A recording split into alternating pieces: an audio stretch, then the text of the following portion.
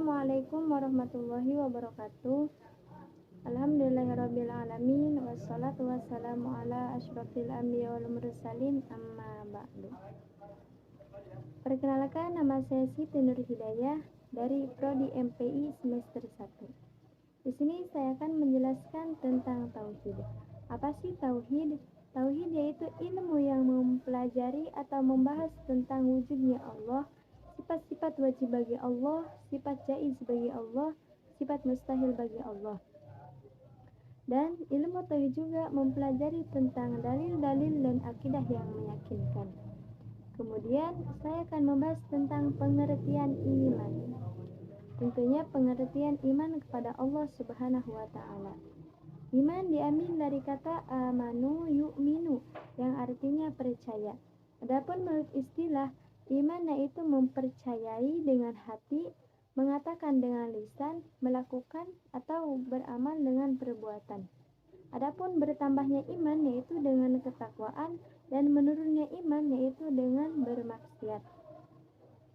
Iman kepada Allah merupakan pokok dari keseluruhan iman yang terkumpul menjadi rukun iman yang berjumlahnya 6. Yang mana rukun iman itu yang pertama yaitu iman kepada Allah, yang kedua iman kepada para malaikat Allah, yang ketiga iman kepada kitab-kitab Allah, yang keempat iman kepada rasul-rasul Allah, yang kelima iman kepada hari akhir, dan yang terakhir iman kepada qada dan qadar. Yang pertama, iman kepada Allah Subhanahu wa taala, itu meyakini bahwasanya Allah Subhanahu wa taala itu ada. Bahwasanya kita percaya adanya Allah. Bentuk adanya Allah yaitu dengan adanya ciptaan Allah. Dan kita harus meyakini bahwasanya sifat-sifat wajib bagi Allah, yang mana jumlahnya ada 20 sifat. Sifat wajib bagi Allah yaitu sifat yang harus ada pada Allah. Contohnya seperti wujud. Wujud yang artinya ada. Adanya Allah yaitu adanya yang diciptakan.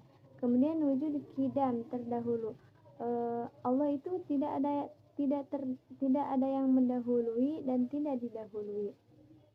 Kemudian sifat mustahil bagi Allah. Sifat mustahil bagi Allah yaitu sifat yang tidak mungkin dimiliki oleh Allah Subhanahu wa taala. Contohnya seperti Adam. Artinya yaitu tidak ada. Tidak mungkin tidak adanya Allah. Jika Allah tidak ada, maka tidak ada yang diciptakan. Kemudian rukun iman yang kedua yaitu beriman kepada para malaikat Allah Subhanahu wa taala. Jadi, selain beriman kepada Allah, kita juga harus beriman kepada para malaikatnya. Yang mana malaikat itu ialah perantara antara Allah dan Rasulnya untuk menurunkan kitab-kitabnya, menyampaikan perintahnya dan juga larangannya. Jadi, barang siapa yang tidak beriman, tidak mempercayai akan keberadaannya para malaikat Allah, maka ia kafir. Dalam Islam ada 10 malaikat yang wajib kita ketahui dari sekian jumlah atau banyaknya malaikat yang ada di dunia ini, di dunia maupun di akhirat. 10 malaikat tersebut ialah malaikat Jibril, Mikail, Israfil, Azrail, Munkar, Nakir, Raqib, Atid, Malik, dan Ridwan. Yang mana ke-10 malaikat ini mempunyai tugas yang berbeda-beda. Malaikat Jibril yaitu bertugas menyampaikan wahyu. Malaikat Mikail yaitu menurunkan hujan atau memberikan rezeki. Israfil yaitu meniup sangkakala, Izrail yaitu mencabut nyawa, Munkar, Nakir yaitu menanya di dalam alam kubur, Raqib, Atid sebagai pencatat amal, dan Malik yaitu penjaga pintu neraka, dan malaikat Ridwan yaitu penjaga pintu surga. Rukun iman yang ketiga yaitu iman kepada kitab-kitab Allah Subhanahu wa taala. Setelah beriman kepada Allah, kepada para malaikat, kita juga harus beriman kepada kitab-kitab Allah Subhanahu wa taala. Bahwasanya Allah menurunkan kitab-kitabnya kepada para nabi dan rasulnya yang berisi tentang ajaran agama Allah Subhanahu wa taala. Yang mana ketika kita mengingkari satu kitab, maka kita mengingkari seluruh kitab. Karena termasuk juga mengingkari kepada Allah Subhanahu wa taala, kepada para malaikat, kepada para rasul, karena satu sama lain sering berkaitan atau bersangkut paut. Adapun kitab yang harus kita imani atau kita percayai ada 4. Yang pertama kitab Taurat, kitab Zabur, kitab Injil, dan terakhir yaitu kitab Al-Quran. Yang mana kitab Taurat ini diturunkan kepada Nabi Musa alaihissalam sebagai pedoman untuk umatnya di zaman Nabi Musa. Kemudian yaitu kitab Zabur yang diturunkan kepada Nabi Daud alaihissalam sebagai pedoman hidup umat di zaman Nabi Daud. Kemudian yang ketiga yaitu Injil yang diturunkan kepada Nabi Isa alaihissalam. Kemudian yang keempat yaitu kitab Al-Quran yang diturunkan kepada baginda Nabi Muhammad sallallahu alaihi wasallam sebagai pedoman hidup umat manusia hingga sampai pada saat ini. Namun di zaman sekarang seperti kitab Zabur, kitab Injil, kitab Taurat itu sudah banyak diganti oleh manusia. Oleh karenanya kita harus wajib mempercayai bahwasanya kitab itu ada 4. Kemudian rukun iman yang keempat yaitu iman kepada Rasul Allah Subhanahu wa taala. Siapa sih Rasul? Rasul ialah manusia pilihan Allah yang diangkat sebagai utusan untuk menyampaikan firman-firman Allah yang disampaikan kepada umat manusia. Nah, ada perbedaan antara Rasul dan Nabi. Rasul itu mendapatkan wahyu dari Allah Subhanahu wa taala untuk disampaikan ke umatnya, sedangkan Nabi diberikan wahyu untuk dirinya sendiri dan tidak untuk disampaikan kepada umatnya. Adapun Rasul dan Nabi yang harus kita percayai ada 25 Nabi.